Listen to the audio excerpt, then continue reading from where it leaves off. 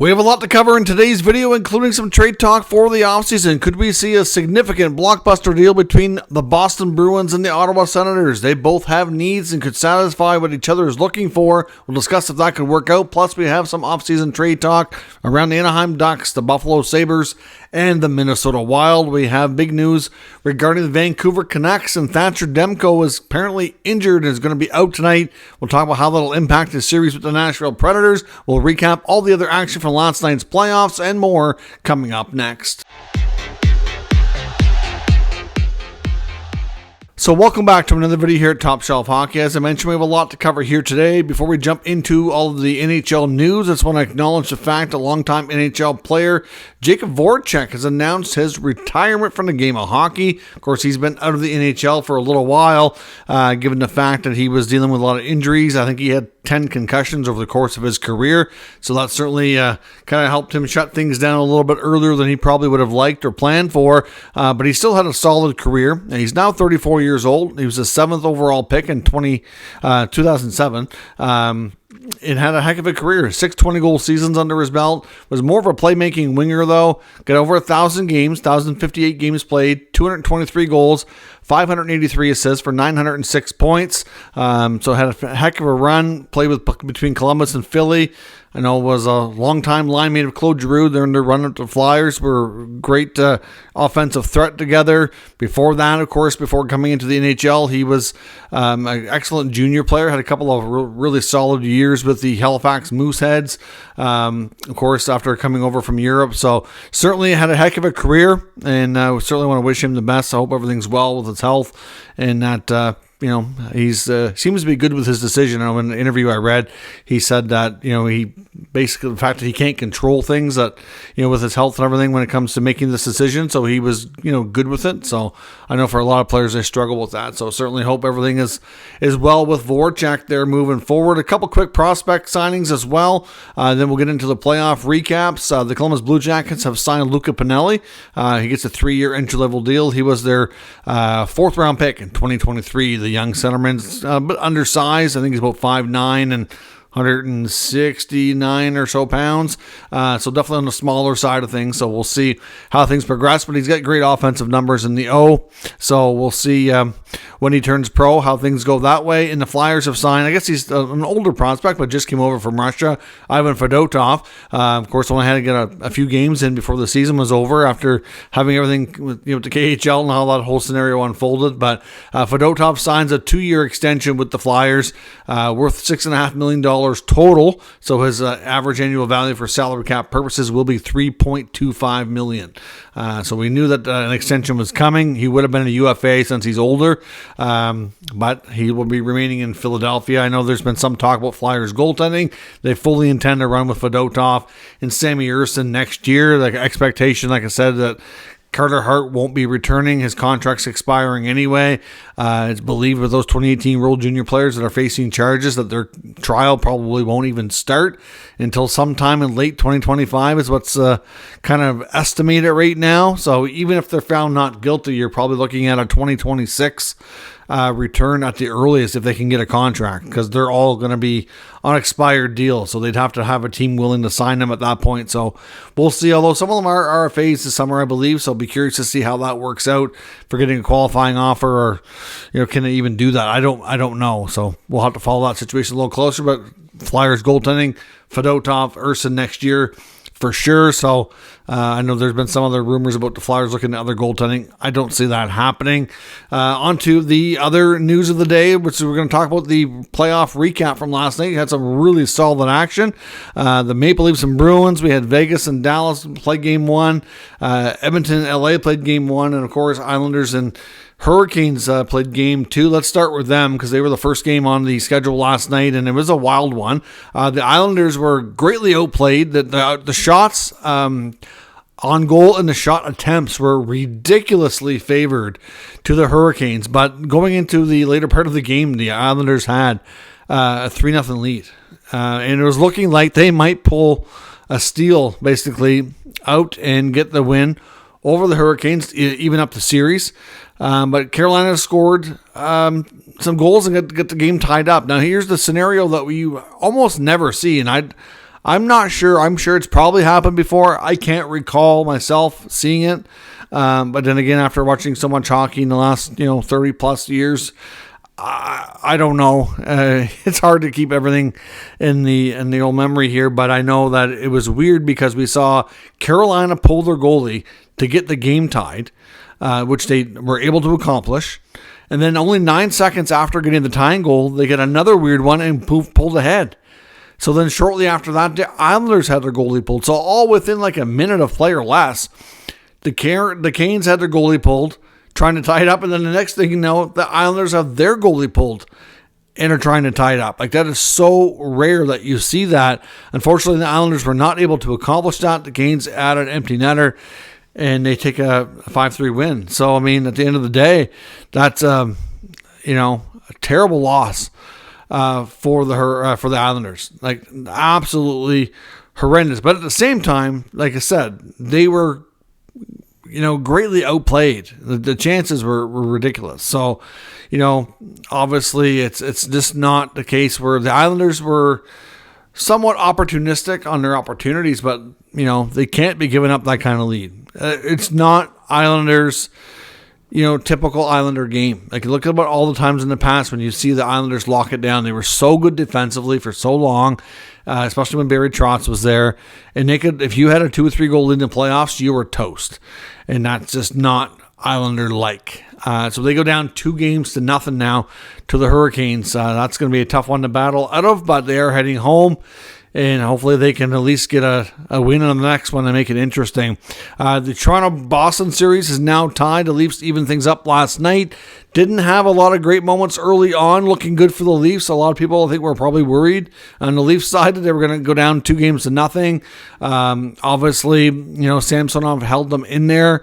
Later in the game, we had a 2-2 tie for a while. And Austin Matthews, who was tremendous in this game on both ends of the ice, was in on all the Leaf goals. He's really the only Leaf star player that's really coming through. I mean, I guess Tavares has been clutch as well at times. Marner's still way too quiet. And of course, Nylander hasn't been playing, which we still don't know anything about, which is bizarre. Domi's been pretty good. Domi and Bertuzzi both been good. They both had issues with staying disciplined to not take penalties. They both have done a few things to get themselves in trouble that way and get in the box and give Boston opportunities. But offensively, they've clicked well with Matthews, and that line's been really, really good. Matthews showed last night why he should be in the Selke conversation. I thought he was really good at both ends of the ice. Scored the game-winning goal on a phenomenal play. A long bomb pass from Domi that was up in the air that Matthews had to grab down with his glove and go in on a breakaway and deke out Allmark, who was in the net for the Bruins, of course, after Swayman got the victory in Game 1. Of course, Swayman should go back in Game 3. Looks like they're going to go with a rotation back and forth. So we will see where that goes. I honestly still think the Bruins are overthinking that, but Allmark was not the reason they lost. At the end of the day, the Leafs just made them pay on a couple mistakes, just like what happens usually in a lot of games. There were parts of the game that Boston definitely were better, but there were parts of the game that Toronto was better, and the Leafs get a victory here and even things up. But phenomenal game from Matthews. We'll be curious to see if Nylander plays when they get back home for Game 3 or what the status is there. Of course, in Vegas and Dallas, they had the first game of the series last night. First minute or so of the game, guess who? Mark Stone, back from the dead. Captain Stone scores, in the first opportunity on the power play. So that's not surprising. That just seems to be the way to go. Thomas Hertl scores later in the first. Of course, with Stone being on LTIR, allowed them to acquire Hertl and Hannafin. Hannafin assisted on both the first 2 goals. It's just kind of weird how things work out. You almost feel like Vegas is kind of rubbing it in there. But at the same time, like I said, the rules are the rules. And we can all complain about it all we want, but nothing's going to change unless the players and the GMs all want it to change, and that won't be really going anywhere until the next CBA, which is 2 years away. So we'll see, but yeah, and not a surprise that Stone came to play. Dallas wasn't quite themselves. They had 29 shots on goal. They put up 3 goals from Robertson, Ben, and Marchment. It wasn't enough. Jake Ottinger I didn't think was his good enough. He allowed 4 goals on 15 shots. I mean, generally speaking, the chances were limited, but not, but not on goals. Like 4 goals and 15 shots is really not good. So, some people are saying Dallas has a bit of an identity problem, but, we'll see where that goes. But Dallas winning the division and drawing Vegas in round 1, it's not a reward at all. It really isn't. So Vegas goes up 1-0. Edmonton beats LA 7-4. Zach Hyman had a hat trick. McDavid had 5 assists. Bouchard had 4 assists. Draisaitl was in on the action as well. They had a 6-2 lead in the third. The Kings did make it more interesting, scoring a couple goals in the third period to get it 6-4. And then Warren Foegele had the empty netter to seal it up. The Oilers were 3-for-4 on the power play. The fact that LA still got 4 goals on Edmonton, though, is concerning. They better hope the offense doesn't dry up or they could be in trouble. That's the way Edmonton has to play, is they need to score in high volumes to make sure they win. Because defensively, there are some gaps, and Skinner's good, but he does have his moments where he allows goals that he shouldn't. So we will see where that series goes, but a good start for Edmonton, who's beat the LA Kings the last 2 years, trying to make it 3 years in a row here. I was a little bit surprised to find out that Trevor Moore of the Kings is not facing any supplementary discipline. He did have a hit on Oilers defenseman Vinny Desharnais, which was low. Of course, huge size difference. Of course, Desharnais is really tall, and Moore is a shorter player, and he came in and kind of low bridged him, took him out right at the knees. And we've seen other hits like that be suspended. So I'm a little surprised that it wasn't even a 1-gamer or a fine or something, but there's nothing coming for Moore on that play. So, of course, tonight we've got lots of other action as well. Rangers and Caps are playing game 2 right now. Panthers and Lightning are just starting as I start to record this video as well. And, of course, the Jets and Avalanche go a little bit later, and the Canucks and Predators go in game 2. And, of course, the big news in Vancouver today, Thatcher Demko was dealing with an injury, not going to play tonight, and it's possible he's done for the rest of this series. Apparently, he's dealing with a knee injury. It's the same knee that kept him out of action before for an extended period of time, although they're saying it's a different new injury. It's not the same problem he was having before, but it is the same knee. That's a problem. I mean, Casey DeSmith is a capable backup, but he's not Thatcher Demko. I do think they can still survive this first round series, but the rest of the team has to play as well as they did before. If they have any other breakdowns, they're not going to have Demko there to bail them out. Like, DeSmith is not going to be able to do some of the things that Demko can do back there. Like I said, he's respectable. He's adequate, but he's not Demko. So we'll see. And he only has 1 playoff game of experience under his belt. He did have to play one when he was in Pittsburgh, when he played in place of Tristan Jarry. So we'll see how important that can be. I mean, if they can get past the Nashville Predators, then there's a chance that Demko can come back. But that's not even a given. At this time of year, when it comes to injuries like that, they usually only talk about injuries game by game, maybe series by series.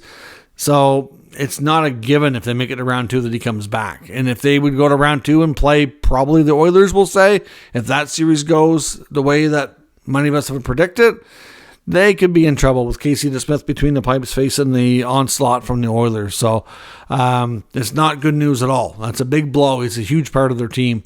But they're still going to give it everything they've got and see what happens. I think they can beat Nashville without him, but not going to be easy. There will certainly be a part that kind of evens things up here. A couple of the quick notes as well. Devils forward Timo Meier, apparently he's opted to have arthroscopic shoulder surgery, and he will be having a full recovery expected and be ready for training camp. It wasn't something that he absolutely had to have. It's believed there could have been some other options, but it's an optional surgery he thought was in his best interest to move forward with, so he's having that done, which obviously will impact summer training and stuff, but at the same time, he's expected to be ready for camp. And the Bruins have recalled defenseman Mason Lowery, of course. Andrew Peeke was injured in their game against the Leafs last night. They already have Witherspoon that was sitting out. They have Forbort that they recalled. Of course, so there's other options. It's not a given he gets in the lineup, but they have brought him up to go on the road trip since they have to go to Toronto for the next 2 games. Now, as I mentioned on the rumor side of things today, a variety of things I want to take a look at, including a potential blockbuster deal. Let's see if something could work here between Ottawa and Toronto and Boston. But a few other teams we want to discuss first. Came across some other articles today discussing the Minnesota Wild and goaltender Filip Gustavsson. There is more and more belief that he could be a trade candidate this summer. Not a given that it happens, but of course with Fleury sticking around and Jesper Wallstedt appearing to be ready for more of an opportunity, there is some talk that Gustafsson could be on the move. We know there's not going to be any shortage of teams looking for goaltending help. So if Billy Guerin can find a deal that works for them, a team like LA might be a team to look to. Hard to say if they're bringing back Cam Talbot or not. They're definitely, even if they are, they could be in the market for a goaltender. So that's a possibility. I do wonder if his old team, the Ottawa Senators, after seeing what he's done since he's left, if they might be having regrets moving him. Maybe could they look to bring him back, because we know that they're going to shake things up goaltending-wise, but we'll talk about that a little bit later in the other trade too that I wanted to talk about that could happen, or at least proposed trade, or whatever you're going to call it, rumored deal. So Gustafsson's a name that you definitely want to pay attention to. Lots of teams looking for goaltending help in the Wild. That's multiple times now I've seen it come up from different places saying that he's definitely a possibility to be shopped. Buffalo definitely wants to be adding some veterans. Of course, we've seen them introduce new head coach Lindy Ruff today. It's pretty clear this was a targeted hire. They certainly did not really go out and scan the market and talk to a bunch of people, considering how quick this came together. To me, it was a matter of time after they fired Granato. Like, this was such a short turnaround. They had him targeted from the get-go. They just had to negotiate the contract, which is believed to be 2 years.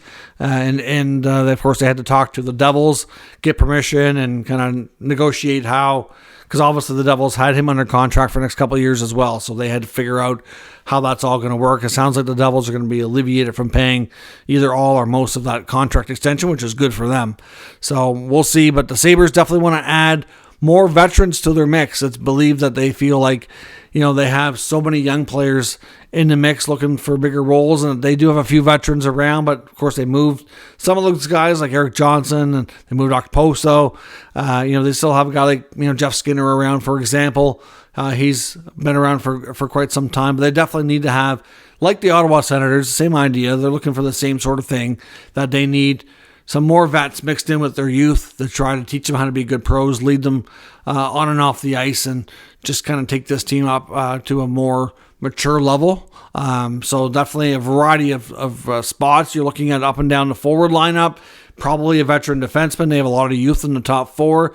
With trading a guy like Johnson, maybe a solid third pair veteran defenseman would be in order. I think goaltending, I wouldn't be shocked as well if they go with UPL, but as being the main guy. But I think it's probably in their best interest if they can give Devin Levi some more development time and bring in another veteran besides Comrie. Comrie, to me, is not really working out there to help UPL and have a different, more of a veteran goalie there. Maybe if it's a 1-year deal, give Levi some time. He can be that number 3, that call-up option if there's injuries, whatnot. But definitely look for the Sabres to be somewhat busy. But the moves you do see them make, expect it to be maybe moving a little bit of their youth or trade or draft assets for some veteran players. The Anaheim Ducks are going to be busy too. According to Pat Verbeek in his end-of-season media availability, he would like to acquire a top 6 right shot forward and a top 4 right shot defenseman. So a couple of righties to be infused into their lineup. Of course, hard to say exactly what they're willing to move, but they do have a lot of prospects. They do have a lot of draft capital. And we mentioned before about the uncertainty around Trevor Zegras. So I do wonder if he could be a trade chip to help accomplish that. We've talked at length about his link to the Montreal Canadiens. They might be able to get that defenseman they're looking for from the Habs. As far as a top 6 right shot forward, that's going to be a little bit trickier to do. There could be a variety of players on that market, and they may not necessarily have to do both of that by trade. It could address it through free agency as well. There's going to be a few, middle 6 wingers that might fit that bill, especially if Pat Verbeek takes the same approach where he's got lots of cap space. If he's willing to overpay on a shorter-term contract, and that might work out just fine for both sides. But look for the Ducks to be busy and looking to acquire a top forward and a defenseman if they're able to do that. And would a trade between Ottawa and Boston benefit both sides? We've heard lots of rumors about the Senators likely moving Jakob Chychrun, not to have 3 left shot defensemen that are going to be making a bigger salary, and that he seems to be the most likely guy to get moved. If you take a look at the Bruins defense core, they could certainly use another quality top 4 left shot D. I think it's fair. And they are rumored to be moving one of their 2 goaltenders this year. And, well, Ottawa needs a goaltender. There was some talk that had a lot of interest in Linus Ullmark. Now, we know he has trade protection. We know he blocked a trade already. There's no guarantee he would even go to Ottawa. So this is not even coming from a standpoint of saying that they're talking and it's close. It's nothing like that. This is really just, I've seen it on social media by numerous people suggesting the deal might be able to help both sides. But of course, this is one of the big caveats that, might be a deal breaker. And it may not even get too far in talks or negotiations if they have these conversations. But ultimately, like I said, Ullmark was a goalie that the Sens had looked at and had heavy interest in. He was at the top of the list that was mentioned when the rumor mill was kind of really heavy on who they could target this summer and who they had talked about throughout the season. And we know Ullmark did block a trade. It wasn't to Ottawa, though. I believe that was believed to be, it's either LA or Colorado, depending on who you ask and what sources are saying at the time. But those were the 2 teams that were heavily mentioned or believed to be in that mix there. Again, I wouldn't be shocked if either of those teams revisit that as well. But do they have a defenseman like a Chychrun they could offer the Bruins in return? That's going to be the key part here, is what they can do in that respect. But like I said, doesn't mean Ullmark will approve the deal and accept it. So that's tough to do, and it's tough to say where it can happen. But if you look at the Bruins defense core, I mean, you got McAvoy and Carlo on the right side. I know Carlo would be a player that the Sens would have interest in too. Again, I don't know that they would move him. And if they can't make a deal on goaltending, would they consider a trade of a Chychrun for a Carlo? I don't know. I'm going to guess perhaps not. I mean, Carlo plays a different style, but he's exactly what the Sens need. They need another top 4 right shot defenseman with some good size, good defensive awareness, chipping a little bit offensively. That's not really the main goal here. More of a stay-at-home guy that's just reliable and smart and makes good decisions, and like I said, has the size and strength, and he checks all those boxes. He's got a lot of playoff experience with the Bruins the last few years, so he would be a phenomenal pickup for Ottawa. He wouldn't have trade protection. But again, would Don Sweeney trade Carlo for Chychrun? Makes you wonder. I mean, they have Hampus Lindholm on the left side. After that, it weakens down a lot. Chychrun would be, and a great option to add to their mix. If you have Lindholm and Chychrun as your top 2 left shot D, you got Carlo and McAvoy. So ideally, I would think they would prefer not to move Carlo. But if they did, then the left side becomes stronger than the right side now. So that's tricky. I don't know, unless they have another defenseman that they feel they can replace him with, but he's not an easy guy to replace with that kind of size, reach, strength, etc. So there could be a deal in multiple ways between these 2 franchises, but tricky to do for sure. But goaltending is going to be the number one thing that the Senators want to address. A guy like Ullmark would be perfect. We don't know if he would accept that, though. And if they're offering Chychrun, I think Don Sweeney's ears would be percolating and picking up and be really interested. A lot of it, I think, would be determined and interested here by the level of Ullmark's interest. Would he go for that or not? If it's a complete no and it's easy to get an answer out of him, then it won't go too far. But we'll see what happens. Let me know what you think. Is this something these 2 teams should discuss? And is it realistic that it could possibly happen? Let me know your thoughts in the comments. We'll discuss further. If you're new to the channel, make sure you subscribe and stick around. We'll keep you up to date with the latest news, rumors, and analysis of all 32 NHL teams. Thanks for watching, and I'll catch you next time.